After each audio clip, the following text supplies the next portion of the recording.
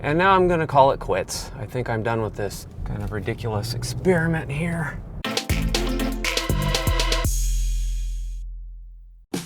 Hello everyone. This is gonna be quite an interesting video.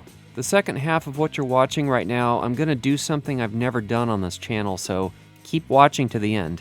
A few days ago, I posted a road rage encounter my wife and I had with a man with a fragile ego that cut us off in a roundabout. I'll post a link in the description to that video. Anyway, while honking at him, he decided to come to a complete stop just to punish us, while he proceeded to yell, glare at me, and have a meltdown. Soon after posting the video, a YouTuber by the name of Spencer left 6 separate scathing and angry comments in a row. You'll have to sort comments by newest first in order to see them all. So let's take a look at his comments. To leave that many comments on one video proves just how emotionally invested he is with that road rage incident. His first comment says, "People who floor it into traffic circles instead of slowly are incredibly inconsiderate." Okay, does it really look like I floored it? And why wouldn't I want to clear my entry into the roundabout briskly with traffic approaching the roundabout to my left? I would hardly call that flooring it or inconsiderate. Aren't you supposed to keep things moving? So that was a bizarre statement of his. Then he accuses me by saying, "You followed the rules and right-of-way without considering any other factors, abusing the law so that you can drive like a D-bag." What?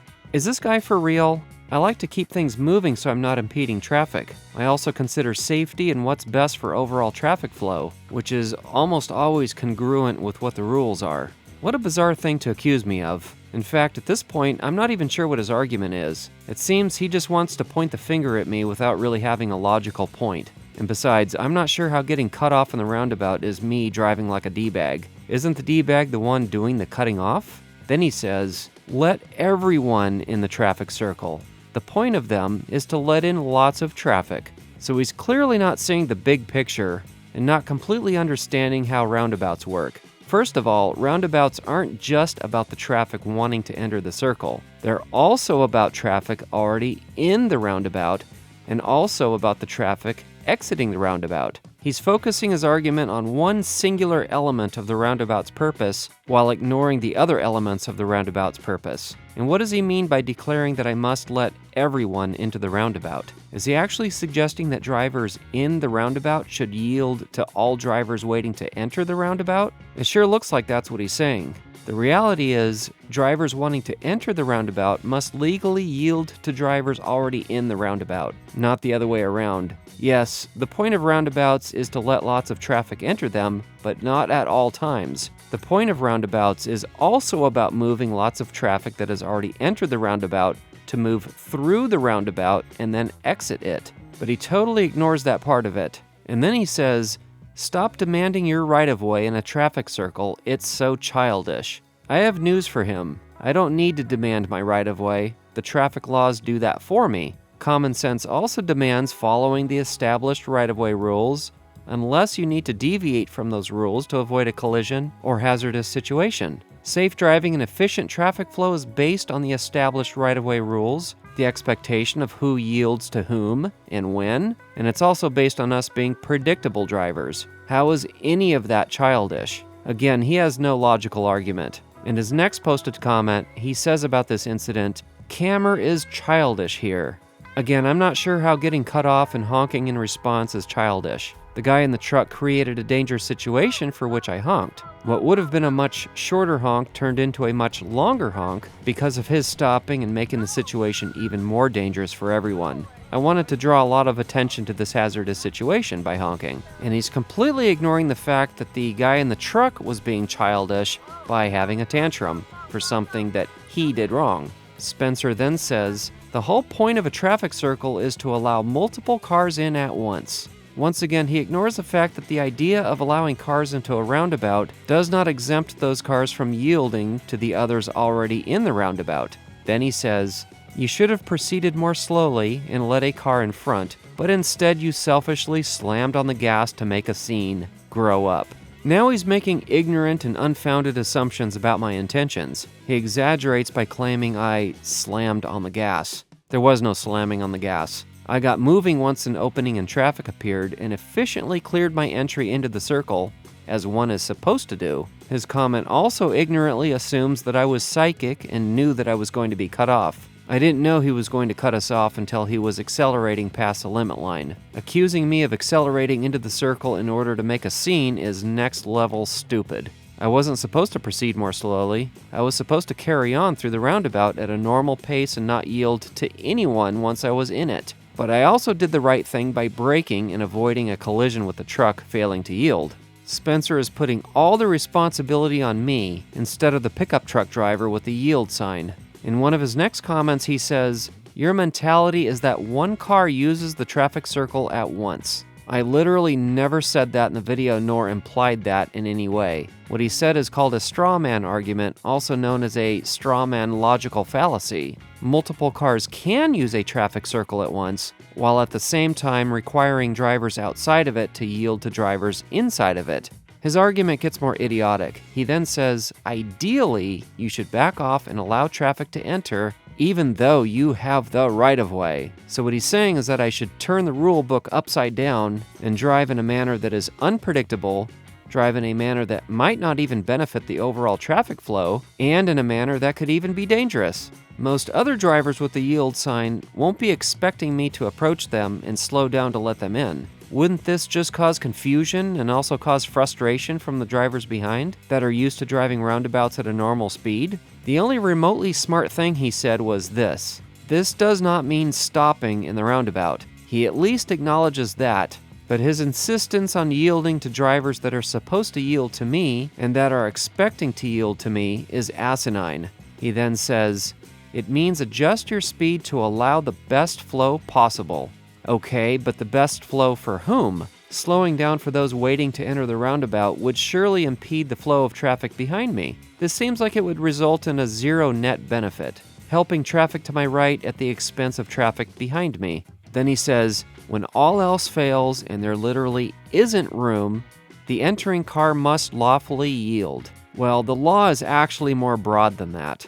The entering car is legally required to yield to traffic in the circle and approaching, not just when there's literally no room to spare.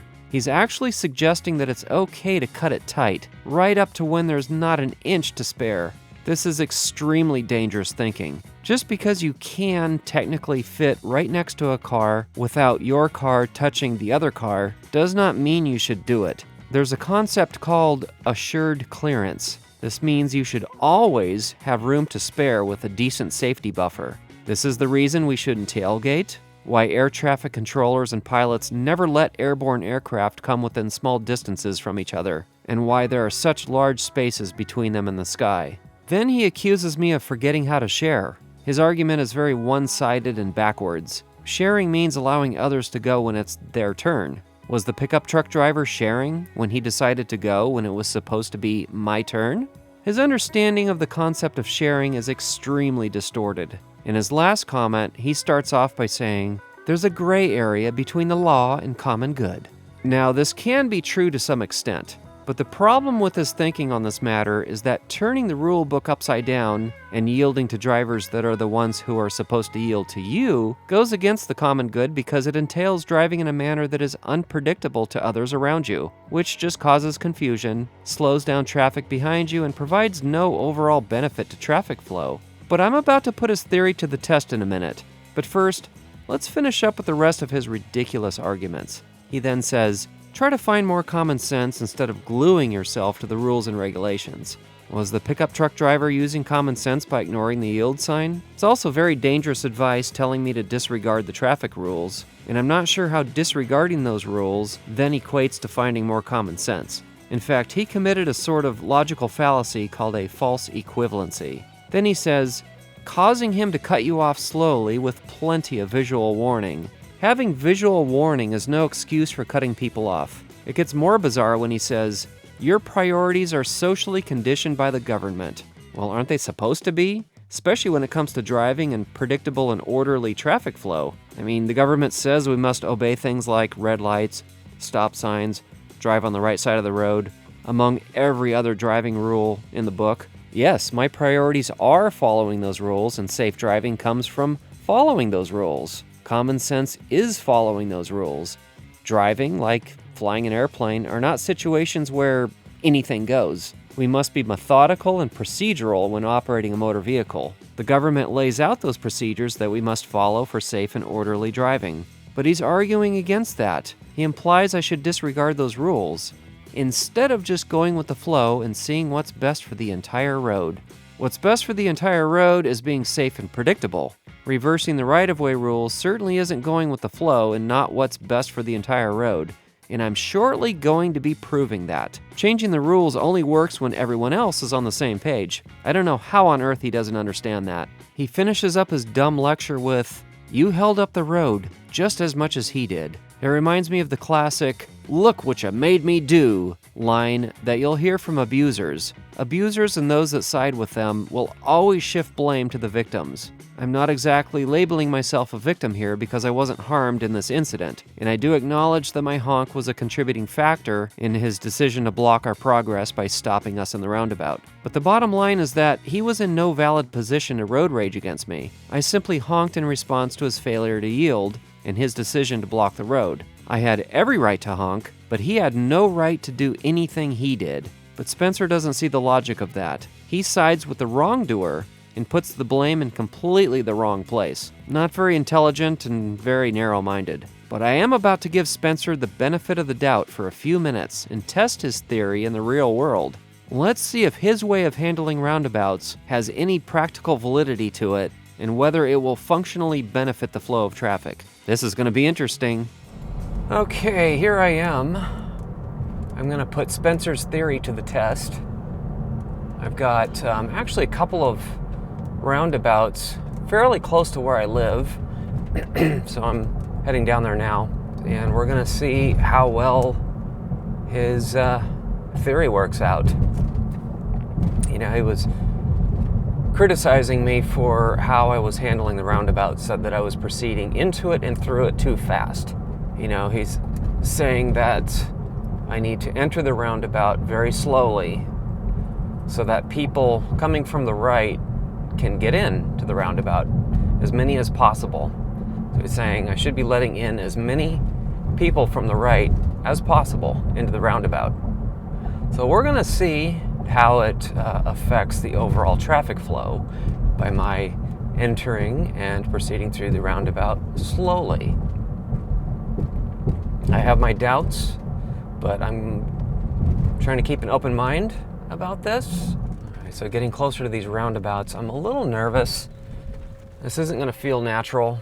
So these are actually 3 interconnected roundabouts. Okay, I'm going to go slow, real slow. Okay, so far nobody took my offer. Okay, we're going to go real slow here so that they can all get in. I'm going real slow. Well, that didn't help anybody yet.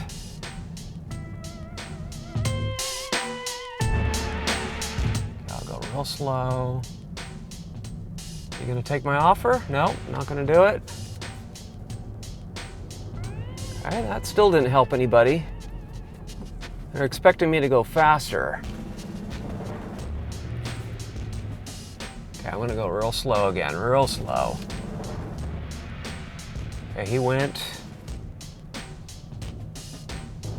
He went.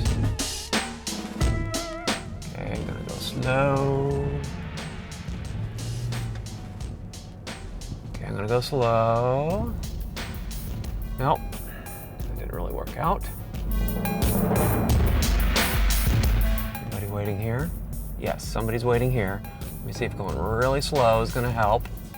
Nope, didn't help her. Okay, now I need to get back over.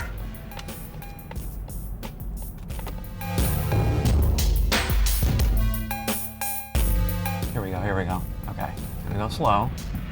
Go real slow, letting you go, letting you go. You're not taking the opportunity. I'm probably slowing them down actually by doing this. I don't know. I don't know. I don't think this is really being helpful in any way. Yeah, he says not to floor it through the roundabout. Gonna let you go. He's probably like, what the hell are you doing slowing down? See, they're just not taking the opportunity to go. See how many people actually are going to take me up on this. Nobody. All right, no takers.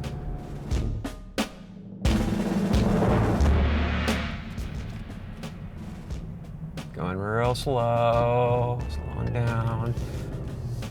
Well, nobody's expecting me to be letting them go. Take this nice and slow.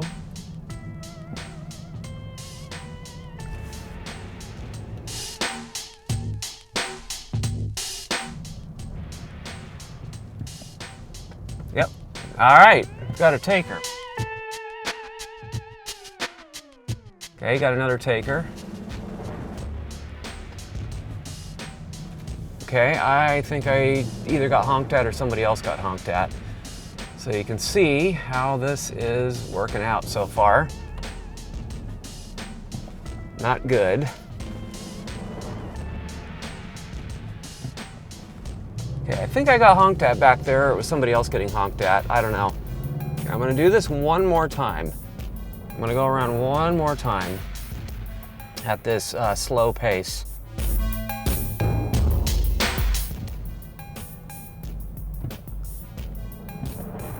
Okay, he didn't take me up on it. I probably slowed him down by doing that.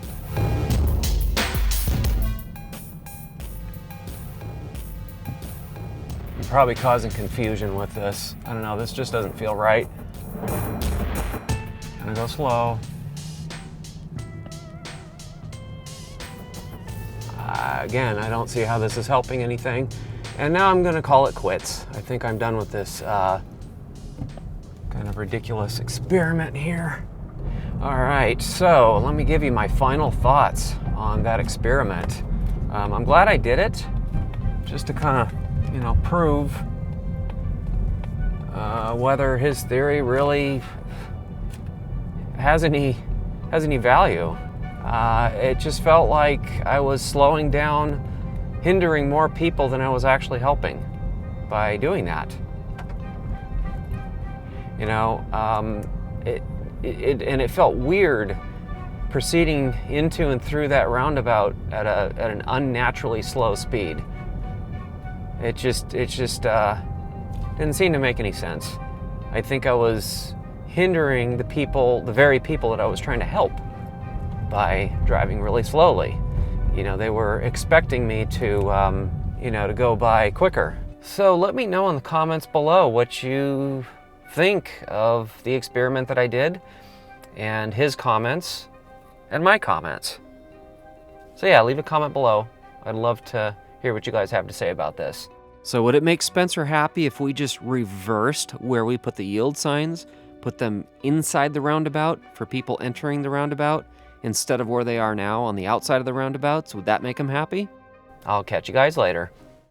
All right, guys, there's a lot more exciting content to come. So be sure to subscribe, hit that bell icon, drop a comment below, give us a thumbs up and share. Also, check out some of our other videos. Thank you for watching.